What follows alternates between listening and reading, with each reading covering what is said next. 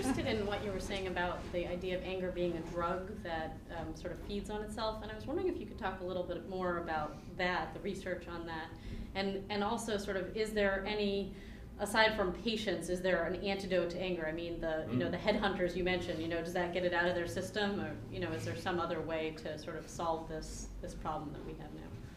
Well, I'm an anthropologist, not a experimental psychologist.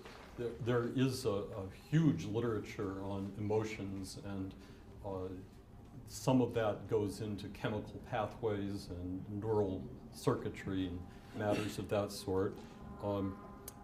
I think I'd have to refer you to the real experts on it. But yes, anger does have not just one, but several physiological pathways, chemicals get emitted that once they're in the bloodstream take a certain amount of time to work their way out. So if you give in to anger and have these chemicals coursing through your blood, it's not easy to get unangry. There is also, of course, a fairly substantial self-help literature and a branch of the therapeutic world that tries to counsel people out of anger management. Some of that, I'm glad to see, is turning back towards the ideal of self-control. I've been reading some of that literature. It's interesting how so much of it involves slowing things down. The old recipe of count to 10 actually has a certain good physiological sense to it. You can break the circuit before those chemicals start pouring into your bloodstream. There's a chance that you can really regain self-control.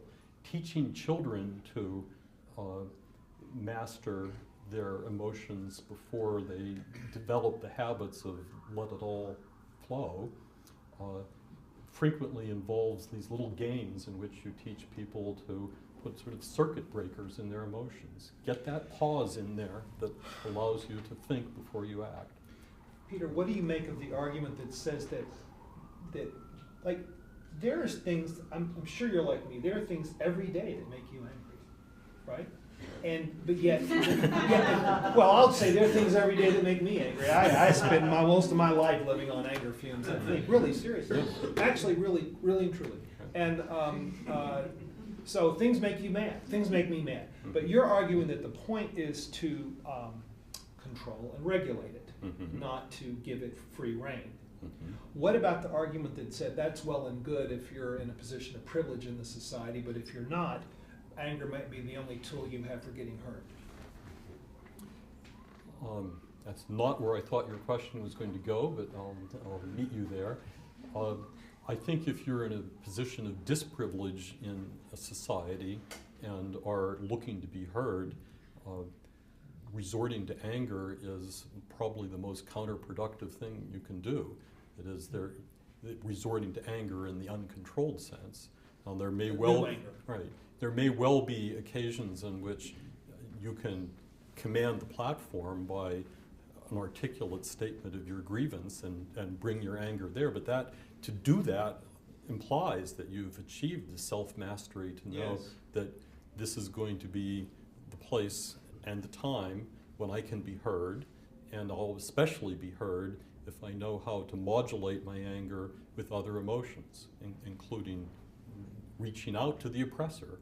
And it may be unfortunate that the oppressed need to learn how to do that, but reaching out to the oppressor is a lot more effective than throwing a brick at him.